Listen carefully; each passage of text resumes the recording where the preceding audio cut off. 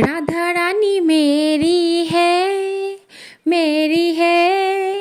मेरो है Barsana. Happy new year সবাইকে। নমস্কার বন্ধুরা, আশা করছি সবাই খুব ভালো আছো আর আমরাও সকলে খুব ভালো আছি। আর এই যে আজকে নতুন বছরের প্রথম দিন, সবাইকে হ্যাপি নিউ ইয়ার, নতুন বছরের অনেক অনেক শুভেচ্ছা। আর আজকে আমাদের নতুন বছরে তো সবাই আশা করছি পিকনিক তো সবাই করে, তা আমরাও পিকনিকের জন্য চলে এসেছি। আর আজকে আমাদের পিকনিকের সদস্যদেরকে তোমাদেরকে একটু দেখিয়ে দিই। এই যে দেখো, আজকে আমাদের পিকনিক হচ্ছে ছাদের উপরে।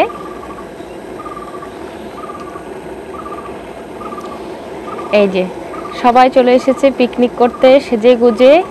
এতক্ষণ কিন্তু আকাশের অবস্থা খুব একটা ভালো ছিল না, মেঘলা মেঘলা ছিল, কিন্তু এখন এবার রোদ উঠছে হালকা হালকা।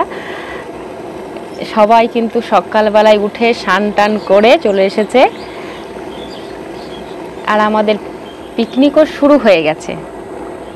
সবাইকে সুপ্রভাত জানিয়ে আজকের দিনটা শুরু করছি। আর সবাই সকাল সকাল কিন্তু আমার গোপাল সোনাদের দর্শন করে নাও। আর সকালবেলায় ঘুম থেকে উঠে গোপাল সোনারা একটু বসেছিল, তারপরে জল টল খেয়ে কিন্তু চলে এসেছে স্নানের জন্য। আজকে একটু বেশি তাড়াতাড়ি স্নানটা করিয়ে দিচ্ছি, কারণ এখন কিন্তু আমি নর্মালি স্নান করাই না। সকালবেলায় ঘুম থেকে উঠিয়ে তারপরে কিছুক্ষণ জল টল খাই, কিছুক্ষণ বসে থাকে, সকালকার খাবারটা খাই বা হরলিক্সটা খেয়ে নিয়ে তারপরে কিন্তু স্নানটা করাই। কিন্তু আজকে একটু তাড়াতাড়ি স্নানটা করিয়ে দিচ্ছি, কারণ হচ্ছে আজকে আমাদের পিকনিক রয়েছে। আজকে বছরের প্রথম দিন, সবাইকে গোটা বছরটা যেন সবার খুব ভালো যায় সেটাই কামনা করছি। আর আজকে যেহেতু পিকনিক রয়েছে তার জন্য কিন্তু আমরা সকালবেলাতে স্নান টান করে তারপরে কিন্তু পিকনিকের জন্য চলে যাব। সেই জন্যই আমরা কিন্তু সকাল সকালেই স্নানটা করে নিচ্ছি। তো তারপরে দেখো, আমি স্নান করানোর জন্য আমি আমাদের যে গোপাল সোনার তাদের সবাইকে আমি জামা টামা খুলিয়ে দিয়ে ভালো করে তেল মালিশ করে দিচ্ছি। কারণ হচ্ছে সকালবেলাতে একটু তেল মালিশটা দরকার রয়েছে, এবং শীতকাল তো যদি তেল মালিশ না করা হয় তাহলে গা হাত পাগুলো একটু দেখবে শুষ্ক শুষ্ক লাগে, তাই না? সেই জন্য ভালো করে কিন্তু একটু তেল মালিশ করে দিচ্ছি। আমার সব যে গোপাল সোনা বলো বা রাধারানী ছোট ছোট যে রয়েছে সবাইকে কিন্তু আমি ভালো করে তেল মালিশ করে দিচ্ছি একটু। তারপরে কিন্তু জলটা একটু গরম করে নিয়েছি, একেবারে গরম করিনি, জাস্ট যেরকম আমরা নর্মালি শীতকালে হালকা গরম জল করে স্নান করি সেই রকমই কিন্তু হালকা জলটা গরম করে নিয়েছি। তারপরে সেই গরম জলে কিন্তু আমার সোনাদেরকে সবাইকে স্নান করিয়ে দেবো। তো ভালো করে দেখো তেল মালিশ করা হয়ে গেছে। আর ভালো করে তেলটা মালিশ করে দিলে কিন্তু ঠান্ডা লাগবে না খুব একটা, তাই না? আমরা নিজেদের ক্ষেত্রেও কিন্তু তাই করি যে। আর এই কদিন কিন্তু খুবই ঠান্ডা পড়েছে। আর ঠান্ডা পড়েছে থেকে সব থেকে বড় কথা হলো সকাল থেকে প্রচণ্ড পরিমাণে কুয়াশা। তো কালকে সন্ধেবেলাতে ঠিক করছিলাম যে আজকে বছরের প্রথম দিন, তো কিভাবে কাটানো যায়। তো দেখলাম পিকনিক তো করতে হবে, কারণ তো পিকনিকটা করাই ভালো সবাই মিলে। তো পিকনিক করব, কিন্তু সকাল থেকে এত আবহাওয়া খারাপ। কিন্তু যাই হোক, তাও সকাল সকাল আমাদের তো সবার স্নান টান হয়ে গেছে, কিন্তু এবার গোপাল সোনাদেরকেও কিছু করার নেই, স্নান করিয়ে দিতে হবে। কালকেও যেহেতু খুবই ঠান্ডা ছিল, এরকমই কুয়াশা ছিল, তার জন্য কিন্তু কালকে স্নান করাইনি কাউকে, কারণ সবাইকে শুধু এমনি মুছিয়ে দিয়েছিলাম, কারণ রোজ রোজ স্নান করালে ঠান্ডা লেগে যাবে। আর সেই জন্য কিন্তু কালকে স্নান করাইনি, সেহেতু আজকে তো স্নান করাতে হবে। সেই জন্য কিন্তু আমি ভালো করে গরম জল টল করে এনে দেখো স্নান করে দিচ্ছি। আর আমি স্নান করাতে লাগলাম, আর আমারকে গোপাল সোনাদের দাদা দেখো শ্রেয়ান এসে বললো যে আমি স্নান করিয়ে দিচ্ছি। তো ও স্নান করিয়ে দিচ্ছে এখন ওদেরকে, আর আমি ততক্ষণ কিন্তু বাকি যাদের স্নান হয়ে গেছে তাদেরকে মুছিয়ে দিই। আর এখন বাজছে কিন্তু বেশ বেজে গেছে, মনে হচ্ছে না সকাল থেকে, তো দেখছো 11টা 11:30 পর্যন্ত কিন্তু একইভাবে কিন্তু সেই কুয়াশাই থেকে গেছে। ঠিক আছে, এখন যে 9টা 9:30 বাজছে, কিন্তু বোঝা বড় দায় যে মনে হচ্ছে যেন সে ভোরবেলা, এত কুয়াশা। কিন্তু তাও ঠিক করেছি যে দেখি কি হবে। যদি দেখি একটু একটু কুয়াশা কমছে বা হালকা রোদ উঠছে তাহলে ছাদের ওপরে পিকনিক করব, আর যদি না হয় তাহলে আর কিছু করার নেই, ঘরেই রান্না করতে হবে, কারণ এই কুয়াশাতে ছাদের ওপর রান্না করা তো যাবে না।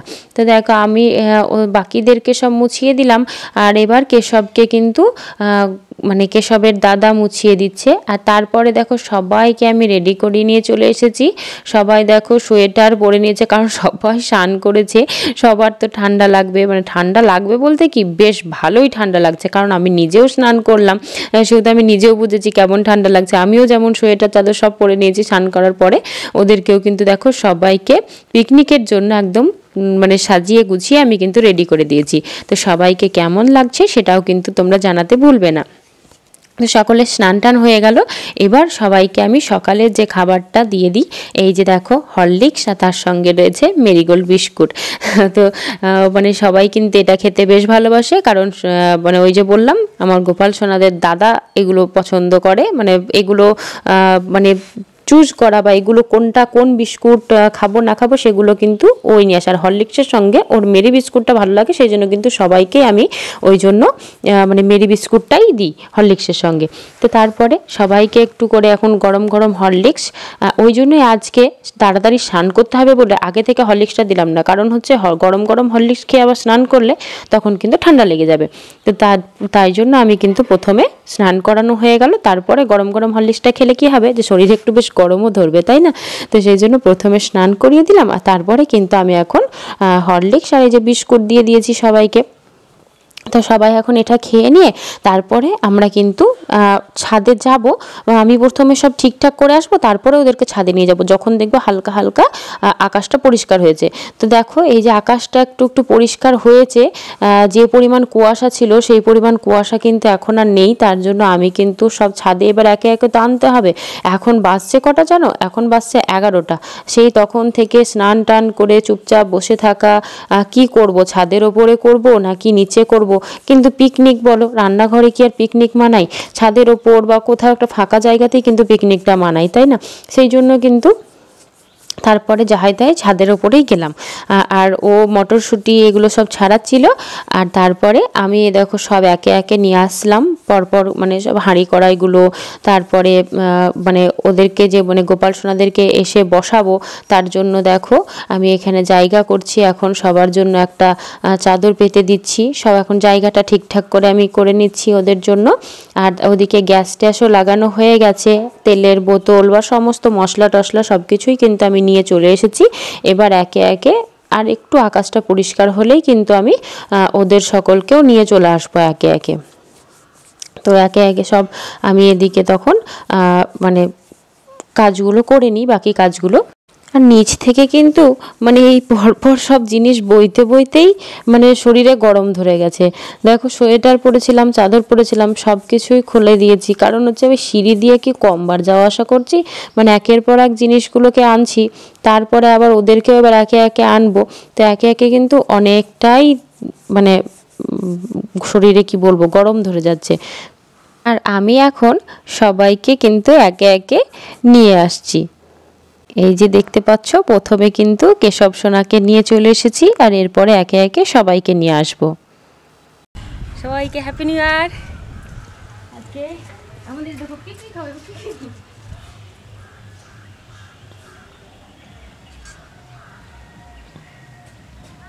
কিন্তু আজকে মৌসুম খারাপ।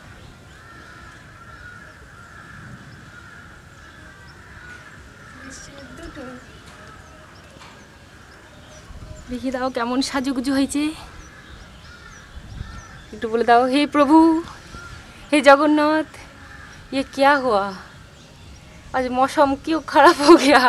हम लोगों को आज पिकनिक करना था, फिर भी हम पिकनिक करेंगे।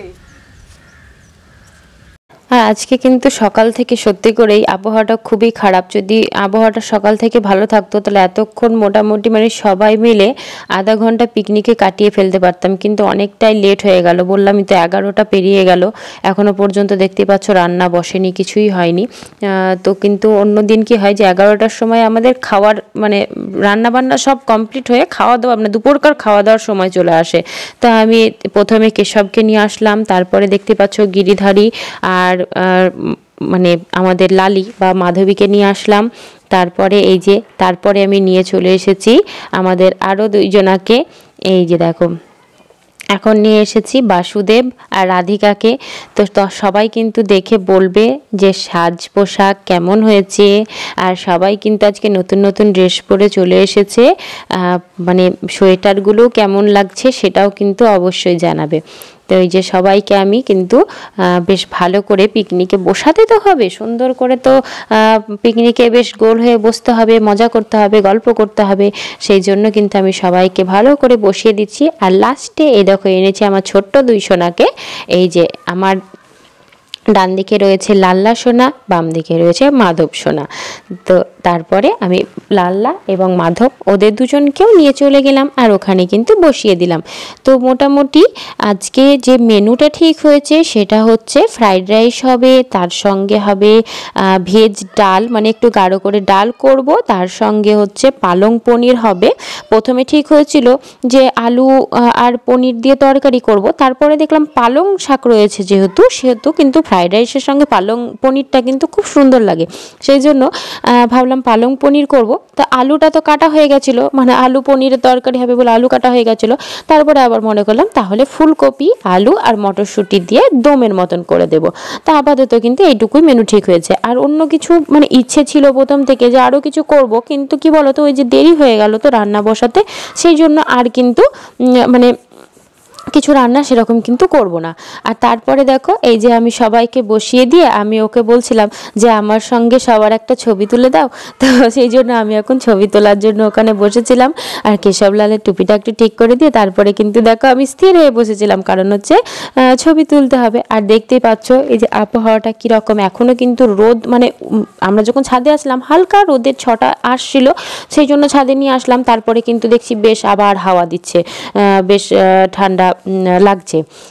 সেই জন্য এই যে দেখতেই পাচ্ছ, মানে দেখেই বোঝা যাচ্ছে কীরকম আবহাওয়াটা। তো যাই হোক, এখন কিন্তু আর আগের মতন সেই পরিমাণ ঠান্ডা লাগছে না, আর সবাই সোয়েটার পরে আছে। আর পিকনিকের দিন তো এসব একটু চলতেই থাকবে, সেই জন্য তো তারপরে আমি দেখলাম বেশি দেরি করে আর লাভ নেই, রান্নাটা বসিয়ে দেওয়া যাক। তো তারপরে আমি রান্না বসিয়ে দিয়েছি। তো প্রথমে আমি মনে করলাম যে পালং পনিরটা তো খুব ঝট করে হয়ে যায়, আমি কিন্তু নিচ থেকেই মশলা টশলা সব বেটে নিয়ে চলে এসেছি, কারণ ওপরে তো কোথায় মশলা বাটবো, ছাদে তখন তো আবার শিল পাটাতে বাটতে হবে, আরও দেরি হয়ে যাবে, কারণ এমনিতে অনেকটা দেরি হয়ে গেছে। সেই জন্য কিন্তু মিক্সিতেই মশলাটা করে নিয়ে চলে এসেছি। আর পালং শাকটাও বেটে নিয়ে চলে এসেছি। পালং শাকটা বাটার আগে কিন্তু তোমরা যারা পালং পনির বানাবে তারা কিন্তু পালং শাকটা মানে বেটে নেওয়ার আগে একটু জলে ভাপিয়ে নেবে, বেশিক্ষণ ভাপাতে হবে না, ওই 2-4 মিনিট মতন ভাপিয়ে নিলেই হয়ে যাবে। কেন বলো তো, ওই যে পালং শাকের যে একটা মানে পালং শাক বলে না, সব শাকেরই বা সব শাক সবজিরই তো একটা ওই কাঁচা কাঁচা একটা গন্ধ থেকে যায় না, একটা গন্ধ থাকবে। তাহলে সেইটা যদি তুমি বেটে নাও না, তখন কিন্তু সেই গন্ধটা রান্নাতে থেকে যায়। সেই জন্য একটু যদি 2 মিনিট ভাপিয়ে নেওয়া যায় তাহলে কিন্তু বেশ সুন্দর বা বেশ ভালো লাগে জিনিসটা, মানে ওই যে কাঁচা কাঁচা যে একটা শাক পাতার যেরকম একটা কাঁচা গন্ধ থাকে সেটা কিন্তু আর থাকে না। আর দেখো ওইদিকে আমার গোপাল সোনারা সবাই বসে বসে গল্প করছে, গোপাল সোনাদের দাদা কিন্তু ছাদে আপন মনে খেলে বেড়াচ্ছে, আর আমি কিন্তু এখানে এই দেখো রান্না বসিয়ে দিয়েছি। তো আমি প্রথমে পালং পনিরটা করব, আর ওই যে বললাম পালং শাকটা আমি ঝট করে নিচ থেকেই কিন্তু মিক্সিতে বেটে নিয়ে চলে এসেছি। আর বাটার আগে কিন্তু 2-4 মিনিট মতন আমি ভালো করে গরম জলে ভাপিয়ে নিয়েছি। আর ভাপিয়ে নেওয়ার পরে আমি তখন বেটে নিয়ে চলে আসলাম, তাহলে তাড়াতাড়ি হয়ে যাবে। আর পনিরের তো সেদ্ধ হওয়ার কিছু নেই, পালং শাকেরও সেদ্ধ হওয়ার কিছু নেই, রান্নাটা কিন্তু 5-10 মিনিটের মধ্যেই হয়ে যাবে ঝট করে। ওই পনিরটুকু ভাজতেই যা দেরি, তাই না? সেই জন্য মনে করলাম যে প্রথমে তাহলে পালং পনিরটাই করে নেওয়া যাক। আর কি বলো তো, মানে এই রান্নাগুলোর মধ্যে একটা একটা যদি হয়ে যায় না, তখন মনে হয় যে বেশ একটা কমপ্লিট হয়ে গেল, মানে তাহলে একটা এগিয়ে থাকলাম, তাই মনে হয়। সেই জন্য আমি কিন্তু যে রান্নাটা ঝট করে হয়ে যাবে সেটা আগেই করে নিই। তো সে আমি দেখো পনিরগুলোকে প্রথমে ভেজে নিচ্ছি, আর তারপরে কিন্তু পালং পনিরটা প্রথমে করে নেব। তারপরে তখন আবার কড়াইটা একটু ধুয়ে তখন ওই ফুলকপি আলুর তরকারিটা করব। আর ফুলকপি আলুর তরকারিটাও করা যেত প্রথমে, কারণ হচ্ছে মানে ফুলকপিটাও তো ভালো মানে পরিষ্কার কড়াই ভেজে নিতে হবে বা কষিয়ে নিতে হবে, সেক্ষেত্রে কিন্তু ফুলকপিটাও করে নেওয়া যেত, কিন্তু ওই যে ফুলকপিটা এখনও কাটা হয়নি। তো ফুলকপিটা কাটতে গেলে আবার তত 2 মিনিট তো টাইম লাগবে, ফুলকপিটা কাটবো, একটু জলে ধোবো, এসব করতে টাইম লাগবে। সেই জন্য আমি দেখলাম ততক্ষণ কিন্তু আমার পালং পনিরের পনির ভাজা হয়ে যাবে বা পালং পনিরই হয়ে যাবে। তার থেকে দরকার নেই বাবু একা হাতে কাজ করা, তো তার থেকে ভালো ওই আগে পালং পনিরটা করে নিই, তারপরেই কিন্তু আমি ফুলকপিটা করব। তো এই যে দেখো পালং পনির জন্য আমি পনিরটা প্রথমে ভেজে নিচ্ছি। পনিরটাকে ভালো করে কিন্তু একটু ভেজে নিতে হবে। তোমরা চাইলে কিন্তু শুধু এমনি পনিরটাকে না ভেজেও পালং পনির বানাতে পারো, কিন্তু আমি মানে আমার ক্ষেত্রে বলবো যে আমার পনিরটা একটু ভেজে নিলে না সেই পনিরটা খেতে বেশি ভালো লাগে। মানে একেবারে যে কাঁচা অবস্থাতে অনেকে দেখেছি যে পালং পনির বানাতে গেলে না মানে পালংটা যেভাবে মানে মশলা কষিয়ে নিই সেইভাবে কষিয়ে নেওয়ার পরে লাস্টে এমনি পনিরটাকেই এমনি টুকরো টুকরো করে কেটে নিয়ে তারপরে কিন্তু ডাইরেক্ট দিয়ে দেয়। সেটাও তোমাদের যদি ভালো লাগে তাহলে তোমরা অবশ্যই করতে পারো সেটা, কিন্তু আমার ক্ষেত্রে মানে পনির ওই কাঁচা পনিরটা আমার ভালো লাগে না, মানে পনিরটা হালকা একটু ভেজে নিলে সেটা আমার ভালো লাগে খেতে, সেই জন্য আমি কিন্তু ভেজে নিচ্ছি পনিরটাকে। তোমরা যদি চাও তো না ভেজে নিয়েও নর্মালি দিতে পারো। আমি একটুখানি এখানে দিয়ে দিচ্ছি, এখানে যে মশলাটা করে এনেছি মশলার মধ্যে কিন্তু আমি সব কিছুই দিয়েছি। হ্যাঁ, আদা রয়েছে, জিরে রয়েছে, কাজু বাদাম রয়েছে, পোস্ত রয়েছে, চারমগজ রয়েছে, ঠিক আছে, আর 3টে কাঁচা লঙ্কা একসঙ্গে আমি সব কিছুকে আর টমেটো রয়েছে একটা, ঠিক আছে, বড় সাইজের একটা টমেটো, কারণ আমি ওই মশলাটা করে এনেছি যে পালং যে পনির বানাবো তাতেও একটু পরিমাণ দেব মশলাটা, আর তার সঙ্গে যে ফুলকপি আলু তরকারি করব তাতেও দেব। আমি দুটো তরকারির জন্যই একবারে মশলাটা করে নিয়ে চলে এসেছি, আর সব কিছু কিন্তু একসঙ্গেই বেটে নিয়ে চলে এসেছি। কারণ কি বলতো, ওই বারবার আলাদা আলাদা করে বেটে নেওয়া সেটা সম্ভব না, কারণ কতবার নিচে যাব, সেই জন্য একসঙ্গে সব কিছু দিয়ে মশলাটা করে এনেছি। আর এটা কিন্তু খেতে যে খারাপ লাগবে তা কিন্তু মোটেও লাগবে না। আর রান্নাতে দেখবে একটু পোস্ত একটু কাজু বাদাম দিলে কিন্তু রান্নাটা খুব সুন্দর টেস্ট হয়। হ্যাঁ, অনেকে হয়তো বলবে যে দামটা অনেকটাই বেশি, আমি সেক্ষেত্রে ওই যে রোজকার রান্নার ক্ষেত্রে আমি হয়তো দিতে বলবো না যে প্রত্যেকটা রান্না করছো তাতেই দাও, সেটা বলবো না, কিন্তু আজকে যখন একটু স্পেশাল রান্না হচ্ছে তাহলে তো দেওয়া যেতেই পারে, তাই না? এর আগে যখন আমি পোস্ত দিয়ে রান্না করেছিলাম একজন কমেন্ট করেছিল যে পোস্তর যা দাম বাপরে, তাই বলেছিল। তো সেই জন্যই এরকম যারা ভাবছো তাদের জন্য আমি শুধুমাত্র বলে রাখলাম এটা, যে রোজকার রান্নাতে পোস্ত ব্যবহার না করো, বা মানে সব রান্নাতে যে যেটাই করছো সেটাতে একটু পোস্ত বাটা কাজু বাটা নাই দিতে পারো, কিন্তু এই যে যখন যেদিন একটু স্পেশাল কিছু মেনু হচ্ছে বা স্পেশাল রান্না হচ্ছে সেদিন একটু দেওয়া যেতেই পারে। তো একেবারে আমি দিতে হবে সেরকমটাও কিন্তু একেবারে বলছি না, ইচ্ছে হলে দিতে পারো। আমি যেমন ইচ্ছে হয়েছে তাই আজকে দিয়েছি, তো সেই রকমটা। তো দেখো পালং শাকটা ভালো করে কিন্তু কষিয়ে নিয়েছি, ভালো করে মানে যেভাবে আমরা নর্মালি মশলাটা কষিয়ে নিই ঠিক সেইভাবে কষিয়ে নিয়েছি। পালং শাকটাকে অত বেশি পরিমাণ কষিয়ে নেওয়ার দরকার নেই, কিন্তু তাও 2-4 মিনিট মতন একটু নেড়ে নেব, তবেই তো ওই যে বললাম না একটা কাঁচা কাঁচা যে গন্ধ থাকবে সেটা কিন্তু চলে যাবে। আর একটা কথা তোমাদেরকে বলে রাখি, তোমাদের অনেকের ক্ষেত্রে কাজে লাগতে পারে, যে দেখবে পালং শাক সেদ্ধ হয়ে গেলে বা পালং শাকটা রান্না করার পরে পালং শাকের যে কালারটা আছে না, মানে যে সবুজ রং, সেই কালারটা কিন্তু থাকে না। অনেকে ভাবো বা অনেকে বলে থাকো, তাহলে তারা কি করবে, যখন পালং শাকটা সেদ্ধ করছো তখন একটু পরিমাণ খাবার সোডা বা খাবার সোডা যদি না দাও তাহলে সেক্ষেত্রে সামান্য পরিমাণ নুন দিয়ে দেবে, ঠিক আছে। আর নুন দেওয়ার পরে যখন পালং শাকটা মানে সেদ্ধ হয়ে গেল না, বা ভাপিয়ে নেওয়ার পরে ঠান্ডা জলে আরেকবার ধুয়ে নেবে, তাহলে কিন্তু কালারটা যেমন সবুজ রং সেরকমটাই কিন্তু থেকে যাবে।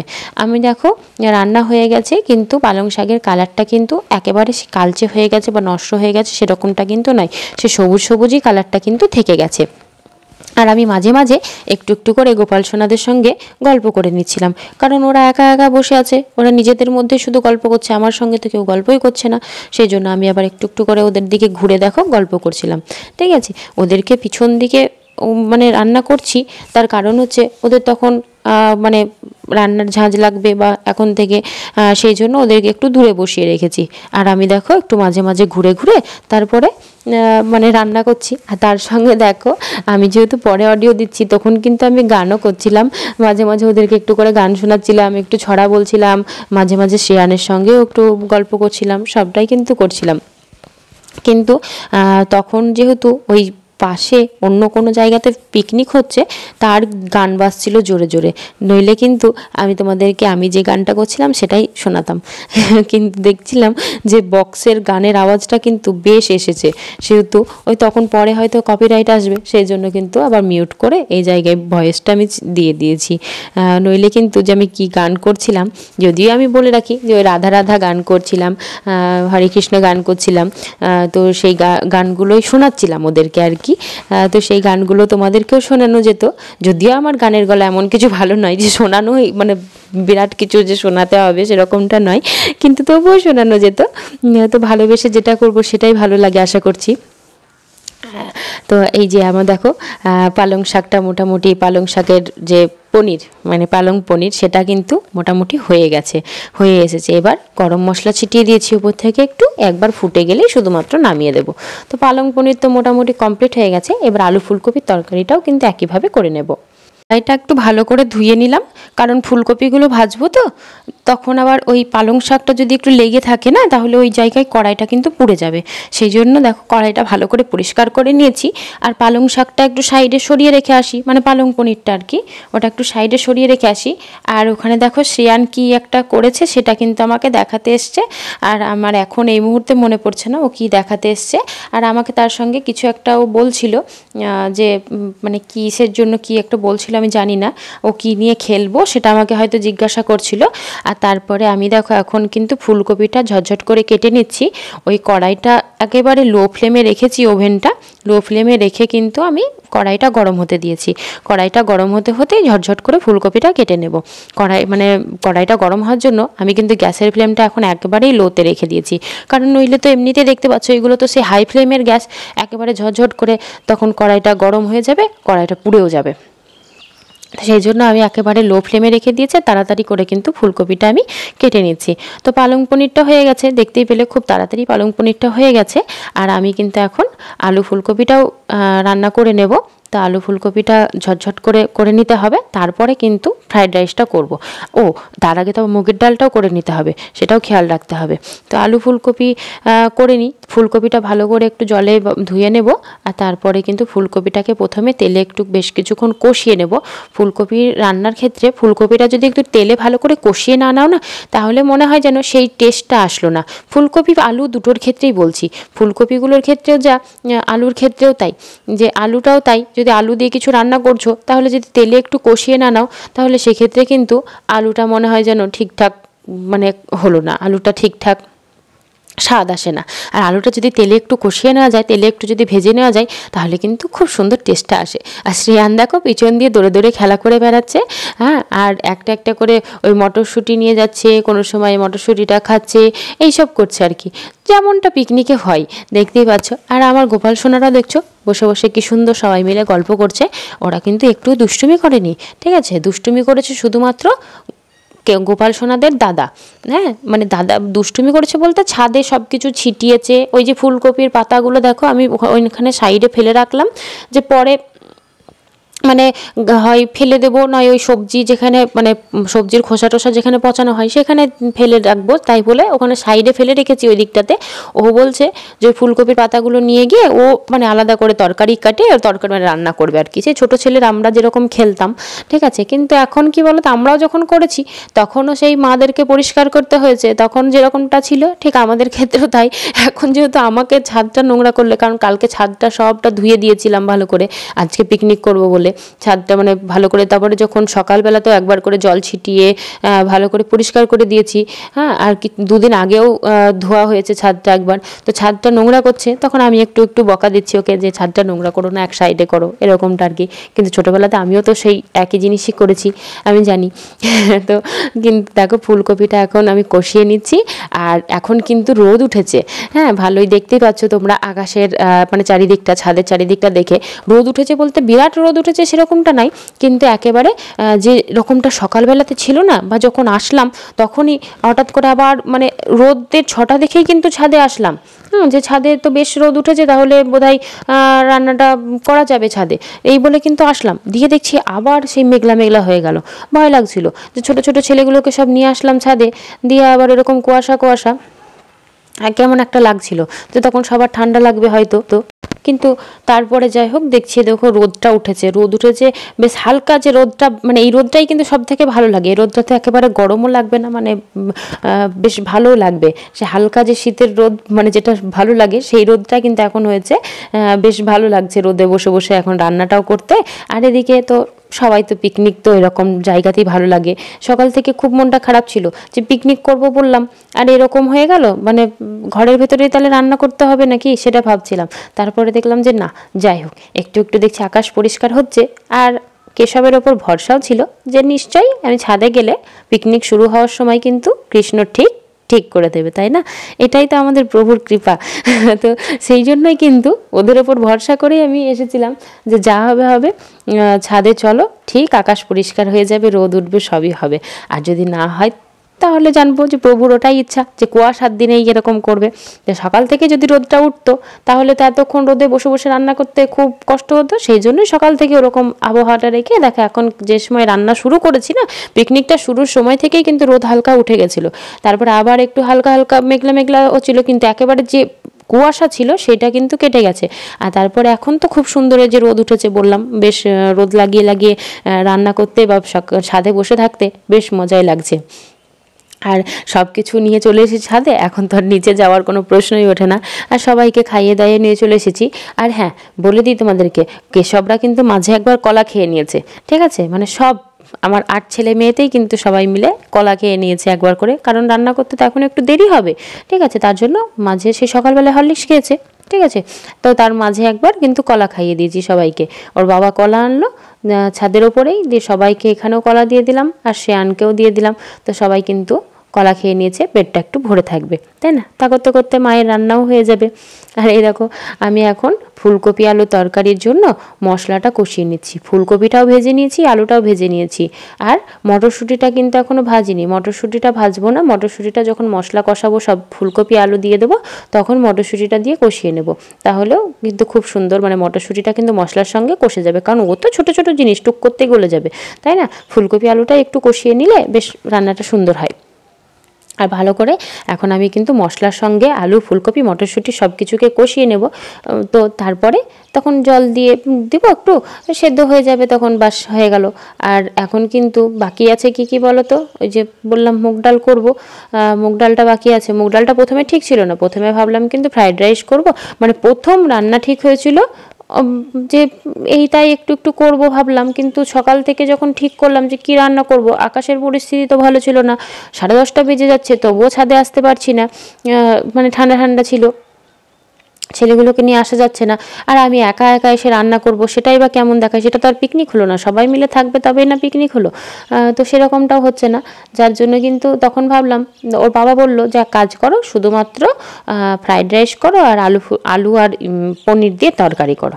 তো প্রথমে তাই করলাম, দিয়ে তারপরে যখন আলু কাটা হয়ে গেছিলো, তারপরে মনে করলাম যে মানে শ্রেয়ান তো পনির খায় না, সেহেতু আলু ফুলকপি আর বা আলু পনির যদি করি তাহলে ও খাবে না, বাকিরা তো খেয়ে নেবে, ঠিক আছে? তার জন্য আবার শ্রেয়ানের জন্য একটা কিছু করতে হবে। তারপরে মনে করলাম যে পালং শাকটা রয়েছে, তো পালং শাকটা দিয়ে পালং পনির করে দিই। ফ্রাইড রাইসের সঙ্গে, এর আগেও একবার ফ্রাইড রাইসের সঙ্গে পালং পনির করেছিলাম, সবাই খেয়েছিল, সবার খুব ভালো লেগেছিল। তো সেই জন্য মনে করলাম তাহলে পালং শাকও যখন রয়েছে, পালং পনির করে নেওয়া যাক। আর আলুটা যখন কেটেই নিয়েছি, তাহলে আলুটার তো কিছু একটা ব্যবস্থা করতে হবে। আর আলুর দমও করা যাবে না, কারণ হচ্ছে আলুগুলো তো সেই দমের মতন বড় বড় করে কাটিনি, তরকারিতে যে দেওয়ার মতন ধরো মানে ছোট ছোট করে আর কি কাটা হয়েছে। তো সেই জন্য মনে করলাম তাহলে ফুলকপিটাও বেশ টাটকা আনা হয়েছে, তো ফুলকপিটা দেখতেই মজা লাগছিল, আর ফুলকপিটা খুবই সুন্দর ছিল, একদম জমাট ছিল। তো সেই জন্য মনে করলাম তাহলে ফুলকপিটা বেশ টাটকা রয়েছে, বেশ ভালো লাগবে, ফুলকপিতে আলু দিয়ে আর মটরশুঁটি দিয়ে তরকারি করে দিই, যেটা কিন্তু শ্রেয়ানের বেশ ভালোই পছন্দ। এখন কিন্তু রোদটা দেখো ভালোই উঠে গেছে, এবং রোদটা আশা করছি তোমরা দেখেও বুঝতে পারছো যে রোদটা কি সুন্দর ছাদে মানে পড়েছে। তো এবার কিন্তু আলু ফুলকপিটা আমি ভালো করে কষিয়ে নিচ্ছি। আর তারপরে যেটা বলছিলাম, তখন কিন্তু মুগ ডাল হবে সেটাও ঠিক করলাম না। তারপরে দেখলাম যে মুগ ডালটা একটু কড়া উচিত, কারণ ছোট ছোট ছেলেরা সব খাবে, তো শুকনো শুকনো খাবে, কারণ পালং পনিরটাও তো সেই গাঢ় গাঢ় গা মাখা হবে, আবার আলু ফুলকপির তরকারিও তো সেই পুরো একবারে ঝোল করলে হবে না। তো সেই জন্য আমি মনে করলাম তাহলে একটু গাঢ় করে যদি একটু ডাল করা যায় তাহলে বেশ সুন্দর লাগবে, সেই জন্য আবার কিন্তু ডালও করলাম খানিকটা, মানে ডাল করব ভাবলাম, কিন্তু এখনও পর্যন্ত করে উঠতে পারিনি, জানি না কতটা কি হবে, তো দেখা যাক, করব তো ভাবছি।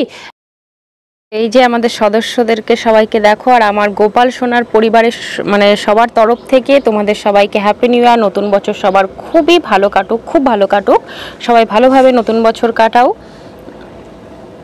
এই যে আমাদের সোনাদেরকে সব কেমন লাগছে সেটাও কিন্তু জানাতে ভুলবে না। এটা হচ্ছে আমার মানে যারা আমার ভিডিও আগে দেখোনি তাদের জন্য শুধুমাত্র বলে দিচ্ছি যে এটা হচ্ছে আমাদের কেশব সোনা, এটা হচ্ছে আমাদের লালি বা মাধবী বলতে পারো, মানে ভালো নাম মাধবী, ডাক নাম ওর দাদা দিয়েছে লালি। আর এই হচ্ছে আমাদের গিরি সোনা, এখানে রয়েছে আমাদের বাসুদেব, এই যে রয়েছে মাধব, আর এখানে রয়েছে লাল্লা, আর এই যে আমাদের রাধিকা। তো সবার সঙ্গে পরিচয় করিয়ে দিলাম তোমাদেরকে, আর সবাইকে কেমন লাগছে সেটা কিন্তু জানাতে ভুলবে না। আজকে আমাদের গোপাল সোনাদের তরফ থেকে আরও একবার তোমাদেরকে নতুন বছরের অনেক অনেক শুভেচ্ছা, সবাইকে হ্যাপি নিউ ইয়ার।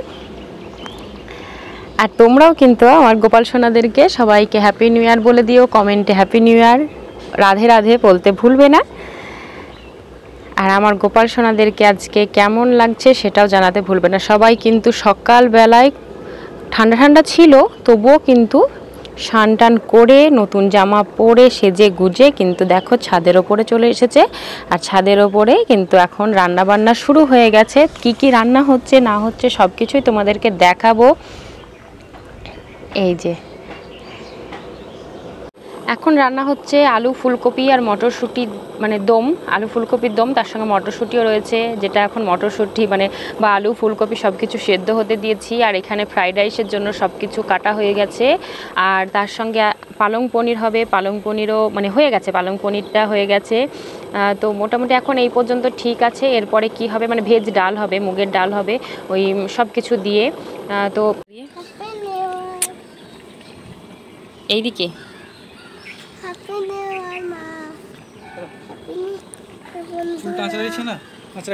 আর শ্রেয়ানের এখানে মজাটা দেখো, শ্রেয়ানকে বলেছি শ্রেয়ান তুই একা একা মটরশুঁটি খেলি, ভাই বোনুদেরকে দিলি না, তাই বলেছি সব, তাই শ্রেয়ান এখন সবাইকে মটরশুঁটি দিচ্ছে, কারণ ছাড়িয়ে না দিলে তো কেউ খেতে পারবে না। তো ছাড়িয়ে কিভাবে ভাগ করছে দেখো, মানে বড়দের জন্য দুটো করে দানা, মানে মটরশুঁটিটা ছাড়াচ্ছে, মটরশুঁটিটা ছাড়িয়ে ছাড়িয়ে ভেতরের দানাগুলো ভাগ করছে। দেখো ছোট তো এরা, এদের জন্য দেখো একটা একটা করে দানা দিল এদের চারজনকে, ঠিক আছে, আর ওই বড়দের জন্য দুটো করে দানা দিয়েছে। আর আমি এদিকে কিন্তু ফুলকপি আলু তরকারিটা নামিয়ে দিয়েছি, ফুলকপি আলুর তরকারিটা নামিয়ে দিয়ে আমি এখানে মানে মুগ ডাল যেটা করব, মুগ ডালটার জন্য আমি দেখো গাজর, তারপরে এখানে বিনস আর মানে মটরশুঁটি সব কিছু, মানে যেগুলো ফ্রাইড রাইসের জন্য কেটে কেটে রেখেছিলাম ওখান থেকেই অল্প অল্প করে নিয়ে আমি মানে মুগ ডালটা করে নিচ্ছি। আর শিয়ান ওখানে মটরশুঁটি ভাগ করছে। তো দেখো মটরশুঁটি দিয়েছে, তোমাদেরকে কিভাবে দেখিয়ে দিই। এই যে একটা দানা, লাল্লার জন্য একটা দানা, মাধবেরও দেখো একটা দানা, বাসুদেবের একটা দানা, আর ওইদিকে ও দেখো পিছনে গিরির একটু বড় সেজন্য ওর দুটো দানা, আর এদিকে লালি মানে মাধবী সোনা আমাদের ওর জন্য দুটো দানা, আর কেশবের জন্য দুটো দানা। তো মানে মটরশুঁটি ভাগ হচ্ছে মানে একটা দানা দানা করে। আমি ওর বাবাকে বললাম যে দুজনের টুপিটা খুলে দাও, আর লালি তো মানে ফ্যাশন করেই টুপিটা আছে ওপরে, থাকুক স্টাইল করে, বেশ ভালোই লাগছে, সেই জন্য লালির টুপিটা আর খুললাম না রোদে। আর এই দেখো মুগ ডালটাও কিন্তু মানে হয়ে এসেছে, মুগ ডালটাও রেডি হয়ে গেছে, মুগ ডালটাতে জল দিয়ে দিয়েছিলাম, এবার নামানো মানে মুগ ডালটা সেদ্ধ হয়ে গেছে যখন ভালো করে ঘেটে দিয়েছি, এবার নামানোর আগে একটু গরম মশলা ছিটিয়ে দিলাম। এবার মুগ ডালটাকে নামিয়ে নেব, থাকলো পরে শুধু ফ্রাইড রাইস করতে। তো এবার কিন্তু ফ্রাইড রাইসের জন্য আমি বসিয়ে দিয়েছি, আর ফ্রাইড রাইসের জন্য আমি দেখো ঘি এবং তার সঙ্গে রিফাইন্ড অয়েল দুটোই দিয়েছি, ঘিটা একটু বেশি পরিমাণে দিয়েছি আর রিফাইন্ড অয়েলটা একটু কম পরিমাণে দিয়েছি। তো তারপরে কিন্তু আমি এই দেখো গাজর, বিনস, ক্যাপসিকাম, মটরশুঁটি সব কিছু আমি দিয়ে দিয়েছি এখানে। আর তার আগে কিন্তু তেজপাতা দিয়ে দিয়েছিলাম আর ওই গোটা গরম মশলা দিয়েছিলাম। তো সেটা একটু তেলে যখন হয়ে গেছে ভাজা ভাজা, তখন কিন্তু আমি সব দিয়ে দিলাম। সব দেওয়ার পরে যখন এগুলো সবজিগুলো ভাজা হয়ে গেল, গাজর বিন সব ভাজা হয়ে গেল, তখন কিন্তু এর মধ্যেই দেখো কাজু বাদাম আর কিশমিশটা মাঝখানে করে দিয়ে দিয়েছি। আর এটাকেও কিন্তু ভালো করে এবার নাড়াচাড়া করে নেব। আর এই গাজর বিনস সব কিছু, কাজু বাদাম কিশমিশ সব কিছু কিন্তু এবার ভাজা হয়ে গেছে। আর এবার আমি অল্প অল্প করে ভাতটা মিশিয়ে দিচ্ছি, আর একটু করে কিন্তু আমি নাড়াচাড়া করে দিচ্ছি। একেবারে দিয়ে দিলে কী হয় বলো তো, ওই পড়ে যাবে চারিদিক থেকে, নেড়ে চেড়ে নেওয়া হবে না ভালো করে, সেই জন্য আমি অল্প অল্প করে দিচ্ছি। আর এরকম মিক্স করে দিচ্ছি, তাহলে কী হবে যে কিছুটা ভাতের সঙ্গে তো ভালোভাবে মিক্স হয়ে গেল। আর তোমাদেরকে বলে রাখি, আমি কিন্তু মাঝে নুন দিয়ে দিয়েছিলাম, কারণ ভিডিওটা তো মাঝে অফ রেখেছিলাম, তো মাঝে কিন্তু নুনটা দিয়ে দিয়েছি। তো তোমরা আবার অনেকে ভাববে যে নুন দিলাম না কই, সেটা আবার ভাববে। তো সেই জন্য তোমাদেরকে বলে দিলাম যে মাঝে কিন্তু নুন দেওয়া হয়ে গেছে। হ্যাঁ, আর এখন এই দেখো চিনিটা দিয়ে দিচ্ছি লাস্ট। এবার চিনিটা দিয়ে শুধুমাত্র মিক্স করে দেবো, তাহলেই হবে। চিনিটা দিয়ে কিন্তু বেশি গ্যাসের ফ্লেমটা অন রাখবে না, বা চিনিটা দিয়ে গ্যাসের ফ্লেমটা রাখলে কী হবে বলো তো, যে চিনিটা তো গলবে, রস হয়ে যাবে, এবং রস হয়ে গেলে কী হবে বলো তো, ওই চিনিটা সেই রস হয়ে গেলে ভাতটা সে ডাব ডাব ধরনের পাকিয়ে যাবে। তো চিনিটা দেওয়ার পরেই গ্যাসের ফ্লেমটা একটুখানি অফ করে দেবে, দিয়ে তখন চিনিটা একটু ভালো করে মিক্স করে নেবে, না মানে মাখিয়ে নেবে, তাহলেই হয়ে যাবে। আর এখানে সাদা ভাতটাও হয়ে গেছে, আর এই দেখো পালং পনির হয়ে গেছে, তার সঙ্গে মানে সব কিছুই হয়ে গেছে। সব কিছু তোমাদেরকে দেখিয়ে দিই একবার করে, রান্না কিন্তু আমার কমপ্লিট হয়ে গেছে সব কিছু। আর এখন বাজছে কটা জানো, অনেক বেজে গেছে এখন, মানে 12টার মধ্যে অন্যদিন আমাদের খাওয়া দাওয়া হয়ে যায়, দুপুরের খাওয়া দাওয়া। কেশব সোনাদেরও হয়ে যায় সবার, দুপুরের 12টার মধ্যে সবার খাওয়া দাওয়া, মানে দুপুরে খাওয়া দাওয়া কমপ্লিট হয়ে যায়।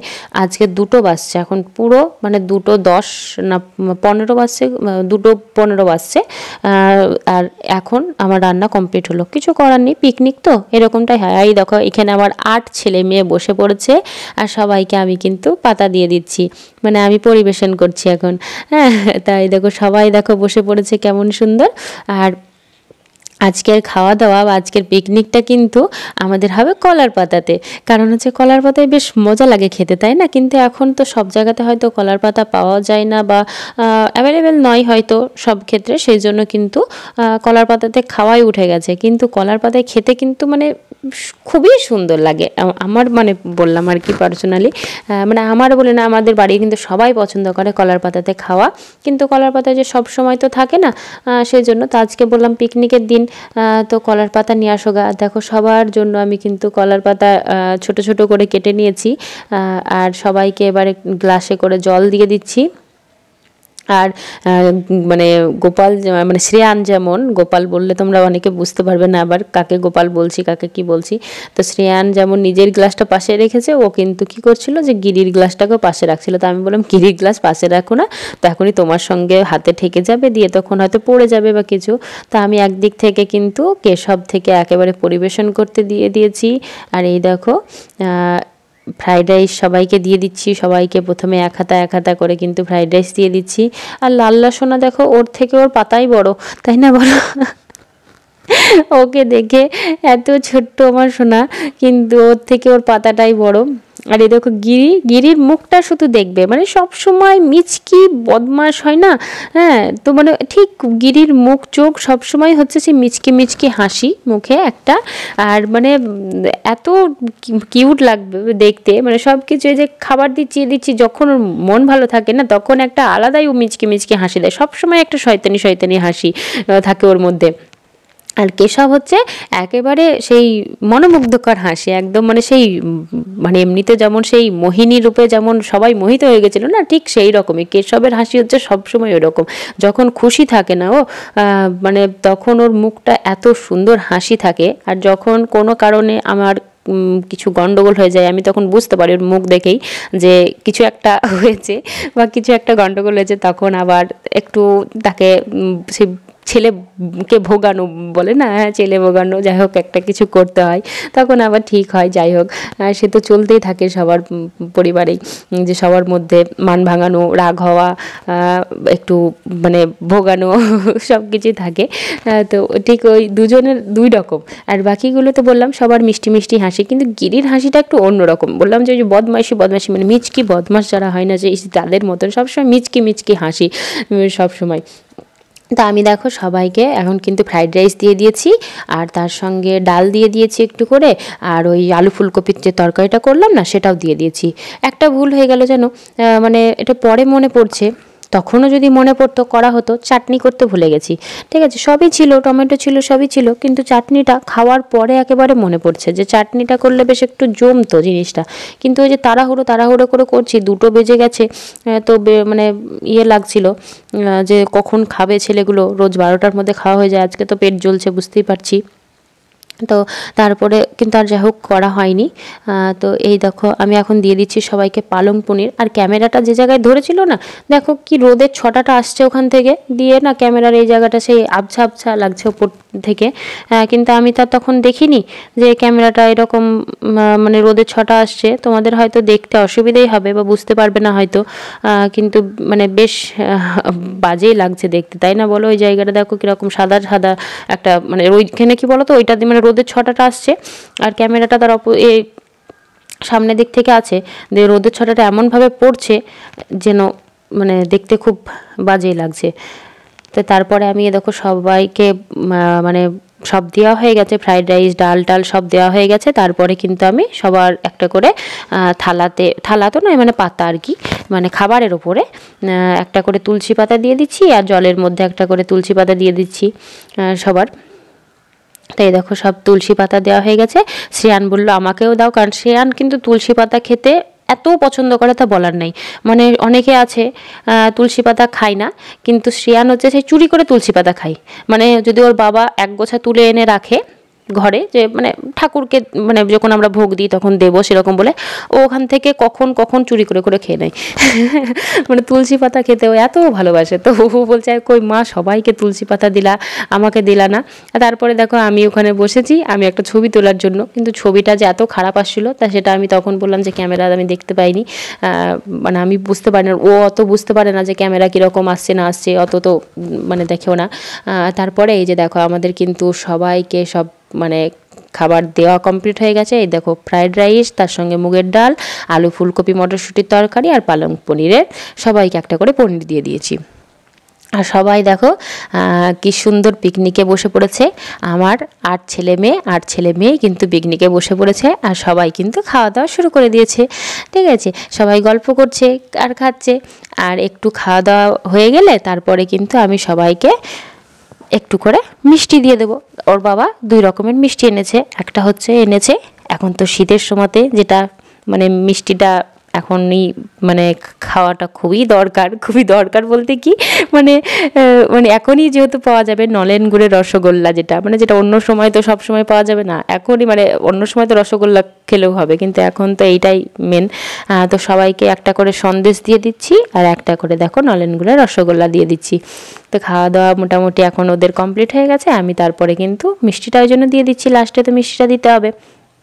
এখন দিচ্ছি সবাইকে সন্দেশ, কিন্তু সবার পাতা ভর্তি হয়ে গেছে, তো কোথায় দেবো একটু চিন্তা করে দিতে হচ্ছে। আর শ্রেয়ান বলল আমিও একটা নেব, তাই শ্রেয়ানকেও একটা দিয়ে দিলাম। শ্রেয়ান এমনিতে রসগোল্লা খায় না, তো সবাইকে এই সাইডে দিয়েছিলাম। শ্রেয়ান বলছে আমাকে কেন ওই ওপরের দিকে দিয়ে দিলে।